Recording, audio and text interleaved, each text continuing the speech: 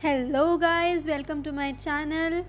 और हम लोगों ने अपना चैप्टर स्टार्ट किया था बिजनेस एनवायरनमेंट, और I am very happy to tell you guys that this is the last lecture of this chapter, और हम आज चैप्टर कंप्लीट कर लेंगे। ठीक है, तो let's start without wasting our time. So in the last lecture we have studied that about the new economic policy or the new industrial policy, I can say, कि government ने 1991 में new economic policy launch करी थी, जिसमें 3 चीज़ें आई थी, that is liberalisation, privatisation and the last globalisation.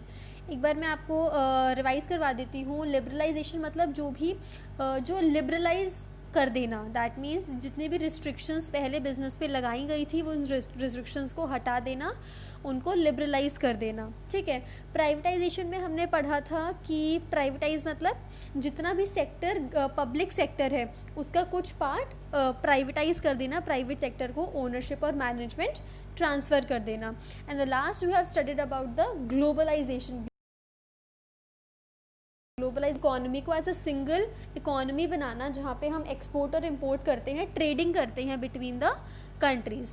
इतना हम पढ़ चुके हैं। That is the short brief. अगर आपको पूरा एक्चुअल से समझना है, जिसमें मैंने लिबरलाइजेशन, प्राइवेटाइजेशन, ग्लोबलाइजेशन को अच्छे से एक्सप्लेन करा हुआ है इन डिटेल, तो आप प्रीवियस लेक्चर पे देख सकते हैं। बट हाँ, अगर आपने प्रीवियस लेक्चर नहीं देखा है तो आपको ये वाला समझ नहीं आएगा। So my request is for all of you guys कि एक बार आप जाओ उस वीडियो को देखो, जिससे आपको पता चलेगा कि क्योंकि जो आज हम कर रहे हैं the impact, we are studying about the impact, कि जो इकोनॉमिक पॉलिसी लॉन्च हुई थी उसका क्या इम्पैक्ट पड़ा था हमारे कंट्री पे।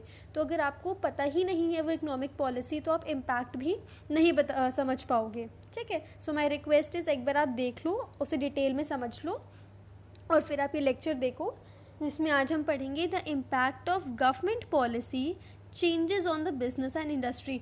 जो न्यू इकोनॉमिक पॉलिसी 1991 में लॉन्च हुई थी उसके क्या क्या इम्पैक्ट थे, क्या क्या चीज़ें देखने को मिली, क्या क्या फ़र्क पड़ा on the business and the industry. ठीक है, so the first point is increasing competition. आप खुद सोचो, जब न्यू इकोनॉमिक पॉलिसी आई तो प्राइवेट सेक्टर के पास चीज़ें गई, और जो ग्लोबलाइजेशन हुआ, फॉरेन कंपनीज़ हमारी कंट्री में आई, ट्रेडिंग स्टार्ट हुई, तो इससे क्या बना, कंपटीशन और बढ़ा। कैसे? As a result of changes in the rules of industrial licensing, entry of foreign firms, competition has increased, especially industry like telecommunication, airlines, banking, insurance, which were earlier in the public sector। तो वो कह रहे हैं जब भी licensing में changes आए, कि अब आराम से लोगों को लाइसेंस दिया जा रहा था, कोई रिस्ट्रिक्शन नहीं लगाई जा रही थी, फॉरेन फर्म्स हमारी कंट्री में आके अपना बिजनेस सेटअप कर रही थी, अपने चीप प्रोडक्ट्स यहाँ पे बेच रही थी, तो इससे क्या हुआ, जो हमारी ऑलरेडी इंडियन फर्म्स थे उनके लिए कंपटीशन बढ़ा। ठीक है, बट ये कंपटीशन स्पेशली कहाँ कहाँ पे हमें दिखाई दिया, दैट इज़ टेलीकम्युनिकेशन सेक्टर में, एयरलाइंस वगैरह में, बैंकिंग इंडस्ट्री में, इंश्योरेंस इंडस्ट्री में। ठीक है, बिकॉज ये चीज़ें जो थी पहले पब्लिक सेक्टर में थी, अब now they are in the private hands. ठीक है, तो कंपटीशन इन चीज़ों में बहुत ज़्यादा हमें देखने को मिला। So the first point is increasing competition, that we have understood completely. Okay, next is more demanding customer. Now the customer become the more demanding। ठीक है, जब आपको कोई भी चीज़ वेराइटी मिलती है मार्केट में तो आप मोर डिमांड करते हो। अगर आपके पास ऑप्शन ही नहीं है तो आप डिमांड क्या करोगे? Excuse me, sorry. So it says customer today have become more demanding because they are well informed. Increased competition in the market gives the customer wider choice in purchasing better quality of goods and services। अब जब foreign firms यहाँ पे आए तो उन्हें बहुत ज़्यादा variety मिली चीज़ों को चूज़ करने के लिए। अब हमें जब भी कभी भी कस्टमर को वैरायटी मिलती है तो वो और डिमांड करता है, वो बेस्ट प्रोडक्ट चूज़ करता है जो चीप भी हो और क्वालिटी भी बेस्ट हो। तो डिमांड कस्टमर की बढ़ी, इससे बिजनेस के ऊपर और प्रेशर आ गया। कस्टमर की डिमांड बढ़ने से बिजनेस पे और प्रेशर आ गया। ठीक है, तो this is the point of demand. पहला पॉइंट था कंपटीशन बढ़ गया जब फॉरेन फर्म्स आई, और लोगों की जो कस्टमर है उनकी डिमांड्स बढ़ गई, बिकॉज उनके पास और वाइडर चॉइस मिल गई उन्हें, ठीक है। Next is rapidly changing technological environment. हमने इन्वायरमेंट्स पढ़े थे, types of dimensions of business environment, उसमें एक इन्वायरमेंट था टेक्नोलॉजी वाला, ठीक है। तो उसमें कह रहे हैं उसमें चेंजेस बहुत ज़्यादा है। कैसे? increased competition forces the firm to develop new ways to survive and grow in the market. New technology make it possible to improve machine, process, product, service. The rapidly changing technology environment creates tough challenges before small firm. वो क्या बोल रहे हैं, competition बढ़ने से क्या हुआ, अब फॉरेन फर्म्स आएंगी, वो अपनी अपनी टेक्नोलॉजी लेके आएंगी, अपनी बेटर टेक्नोलॉजी लेके आएंगी, बिकॉज 1991 में हम इतने ग्रो नहीं हो चुके थे, और जो फॉरेन फर्म्स थी जो वेल इस्टेब्लिश्ड थी वो यहाँ पे आई अपनी न्यू टेक्नोलॉजी के साथ, और हम लोगों को जो इंडियन फर्म्स थी उनको उन फॉरेन फर्म्स के साथ कम्पीट करना था, हमारे बीच में कंपटीशन था। तो इससे क्या हुआ, जो हमारी इंडियन फर्म्स थी हमें अपनी जो मशीन्स थी, अपने प्रोसेस थे, अपने प्रोडक्ट था, उन्हें इम्प्रूव करना ज़रूरी हो गया, बिकॉज अगर हम नहीं करेंगे इम्प्रूव तो कोई हमारा ख़रीदेगा नहीं।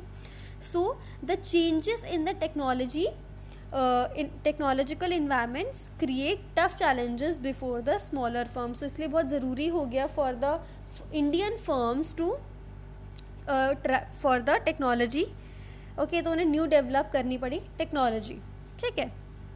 This is our third point, okay. Next point is necessity for change. Necessity मतलब होता है ज़रूरत। ज़रूरत किस चीज़ की हुई, चेंज की, एक चेंज लेके आने की ज़रूरत पड़ी। तो वो कह रहे हैं before 1991 the firm could have relatively stable policies and practices. तो वो कह रहे हैं कि जब 1991 से इतना कोई प्रेशर नहीं था, जो फर्म्स थी अपना आराम से चल रही थी, अपना आराम से ऑपरेट कर रही थी, but after 1991 the market forces have become turbulent. बहुत आउट ऑफ कंट्रोल सिचुएशंस हो गई थी मार्केट में, बिकॉज एकदम से बहुत सारे न्यू चेंजेस आ रहे थे हमारी कंट्री के अंदर, तो मार्केट बिल्कुल बहुत अलग बिहेव कर रही थी। As a result of which the enterprise have to continuously modify their operations. तो इसीलिए क्या हुआ, जो बिज़नेस थी, एंटरप्राइज थी, उनको बहुत ज़रूरत पड़ गई कि चेंजेस लाने की। जैसे वो ऑपरेट कर रही है अपने नॉर्मल वे से, उन्हें उससे चेंजेस लाने पड़े, न्यू वेज डेवलप करने पड़े टू मैन्युफैक्चर प्रोडक्ट, और अपने ऑपरेशंस को चेंज करना पड़ा, ठीक है, to be in the market, to survive and grow in the market, ठीक है। तो अब चेंजेस आने पड़ रहे थे, क्योंकि पहले बहुत स्टेबल था, कुछ नहीं चल रहा था, बिक रहा है, ठीक है, आराम आराम से चल रहा है, कुछ भी प्रेशर नहीं था फर्म्स के ऊपर। बट आफ्टर 1991 पॉलिसीज़ बहुत प्रेशर आया, और इसीलिए जो इंडियन फर्म्स थी उन्हें अपनी पॉलिसीज़ चेंज करनी पड़ी, और अपने जो ऑपरेशंस थे, एक्टिविटीज़ थे, उनको भी चेंज करना पड़ा, ठीक है। Next point is need for developing human resource. Human resource is the human being जो काम करते हैं। अब ज़रूरत किस चीज़ की पड़ी, उन्हें डेवलपमेंट करने की, जो लोग काम कर रहे हैं उनकी डेवलपमेंट के लिए। इसका मतलब ये है, let's first read, okay. Indian enterprises have suffered for long with inadequately trained personnel. The new market conditions require people with higher competence and greater commitment. Hence the need for developing human resource. वो कह रहे हैं पहले जो 1991 से जो पहले का सिनेरियो था, तो उसमें जो लोग काम करते थे वो इतने परफेक्टली क्वालिफाइड नहीं थे, ट्रेंड नहीं थे, ट्रेंड पर्सोनल नहीं था। बट जब पॉलिसीज़ हमारी न्यू आई, मार्केट कंडीशंस चेंज हुई, तो बहुत ज़रूरी हो गया हमारे बिज़नेस के लिए कि हमें ऐसे लोग चाहिए थे जो ग्रेटर कॉम्पिटेंस हो, मतलब उनके पास कंपटीशन लेवल हाई हो, नॉलेजेबल हो, ट्रेंड हो, एंड ग्रेटर कमिटमेंट, अपने फुल उससे काम करें, ठीक है, उनकी कमिटमेंट चाहिए थी लोगों की। Hence there is a need for developing the human resource. तो जो भी लोग काम कर रहे थे उनकी डेवलपमेंट करना बहुत ज़रूरी हुआ, उनको ट्रेनिंग प्रोवाइड करना बहुत ज़रूरी हुआ, ठीक है, नहीं तो काम नहीं बनता। तो ह्यूमन रिसोर्स को डेवलप करना बहुत ज़रूरी है। नेक्स्ट इज मार्केट ओरिएंटेशन, ठीक है। अब देखना ज़रा, earlier firms used to produce and go to the market for sale later. अब पहले क्या, 1991 से पहले का सिनेरियो बताती हूँ कि पहले क्या करते थे लोग, अपनी जो फर्म्स थी, एंटरप्राइज थी, वो अपने समझ के अकॉर्डिंग, अपने इंटरेस्ट के अकॉर्डिंग जो प्रोडक्ट उन्हें लगता था वो मैन्युफैक्चर करती थी, और फिर मार्केट में जाके सेल करती थी. बट अब क्या हुआ, in a fast changing world there is a shift to market orientation, as much as the firms have to study and analyze the market first and the produce goods accordingly. But अब 1991 के बाद इतना changes आ गए कि अब firms खुद produce नहीं कर रही हैं जो उनका मन कर रहा है. पहले वो मार्केट जा रही हैं, पहले एनालाइज कर रही है कि लोगों को क्या चाहिए, लोगों को क्या चाहिए, कैसा चाहिए, कब चाहिए, पहले वो पूरा एनालाइज कर रही हैं, फिर अपने प्रोडक्शन हाउस में आके फिर गुड्स को प्रोड्यूस कर रही हैं. तो पहले जो थी हमारी जो ओरिएंटेशन थी वो मार्केट ओरिएंटेशन नहीं थी. पहले हम खुद ही जो हमारा मन करता था वो प्रोड्यूस करके बेचते थे. बट अब हमारे जो 1991 के बाद जो सिनेरियो है that is the market orientation. पहले हमें मार्केट जाना पड़ेगा, उसका सिनेरियो एनालाइज करना पड़ेगा मार्केट का, और फिर हमें गुड्स को उसके अकॉर्डिंगली प्रोड्यूस करना पड़ेगा. ठीक है. Next is loss of budgetary support to the public sector. अब इसका मतलब क्या है, The central government's budgetary support for financing the public sector outlays has declined over the years. The public sector undertakings have realized that in order to survive and grow, they have to be more efficient and generate their own resources for the purpose. इसका मतलब है पहले क्या होता था, जो public sector enterprises थी जो गवर्नमेंट के अंडर रन कर रही थी, उन्हें बहुत ज़्यादा जो है गवर्नमेंट से सपोर्ट मिलता था, पैसे उनसे बहुत ज़्यादा फंडिंग होती थी उन एंटरप्राइजेस में.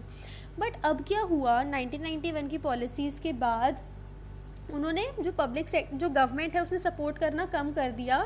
जो पब्लिक सेक्टर एंटरप्राइजेस को जो फंड्स मिलते थे वो कम कर दिए. उन्होंने जो गवर्नमेंट थी उसका ये कहना था कि अगर आपको यहाँ पे रहना है तो आपको खुद ही अपने रिसोर्सेज जनरेट करने पड़ेंगे और उसे ही एफिशिएंटली यूज़ करना पड़ेगा. So that means there is a loss of budgetary support.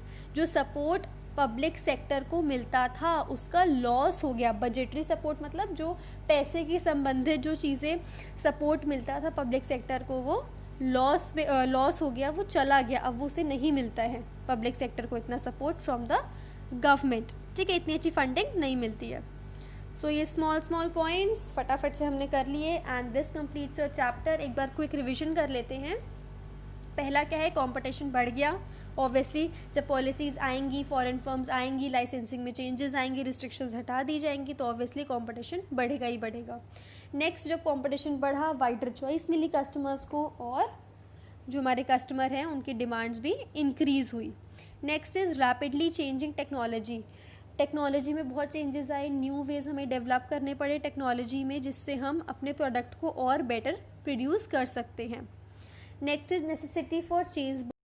बहुत ज़रूरी हम चेंजेस लेके आए बिकॉज जो मार्केट फोर्सेस थी वो बहुत ही टर्बुलेंट कंट्रोल हो चुकी थी और हमें जो बिज़नेस था उसे बार बार अपने ऑपरेशंस, अपनी एक्टिविटीज़ चेंज करनी पड़ रही थी, वो स्टेबल नहीं थी अब.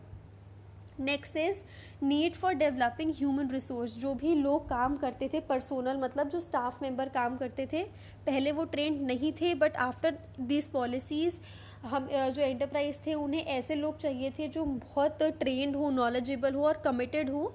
तो there is need for the human resource. Next is market orientation. पहले मार्केट ओरिएंटेशन नहीं था. पहले जो एंटरप्राइज थी वो खुद ही प्रोडक्ट मैन्युफैक्चर करती थी, फिर मार्केट में जाके सेल कर देती थी. बट आज जब चेंजेस इतने ज़्यादा हो रहे हैं इन्वायरमेंट में after the 1991 policy that is the new economic policy, अब प्रोडक्शन कैसे होती है, पहले जो हम जाते हैं मार्केट में, एनालाइज करते हैं कि लोगों को क्या चाहिए, कैसा चाहिए, क्या उसमें चीज़ें होनी चाहिए, क्या नहीं होनी चाहिए, उसके अकॉर्डिंग ही अपने गुड्स मैन्युफैक्चर करते हैं. तो there is a shift to the market orientation. Next is loss of budgetary support sector. जो सपोर्ट मिलता था पब्लिक सेक्टर को फ्रॉम द सेंट्रल गवर्नमेंट वो अब हट गया because they are of the view कि अब अगर उन्हें सर्वाइव करना है मार्केट में तो खुद ही अपने रिसोर्सेज जनरेट करने पड़ेंगे और खुद ही सर्वाइव करना पड़ेगा. ठीक है, सो सिंपल पॉइंट्स फटाफट कर लिए and this is important, so don't neglect. इन नोट्स को डाउनलोड कर लीजिए ड्राइव लिंक से. Okay, they are completely free of cost. Okay, and if you like the video do like, share, comment. और ये चैप्टर तो हो गया कंप्लीट. अब हम next chapter we will be starting with chapter number 4 that is the planning. अब हम functions of management पे स्विच हो चुके हैं. अब हम सारे चैप्टर्स हमारे फंक्शंस ऑफ मैनेजमेंट ही हैं, planning, organising, staffing, directing, controlling. तो we are starting with our first function that is the planning. Thanks for watching this video guys. I'm making for you and I need your support, so do share this video as much as you can so that सारे लोग देख सकें. Thank you very much for listening. Thank you.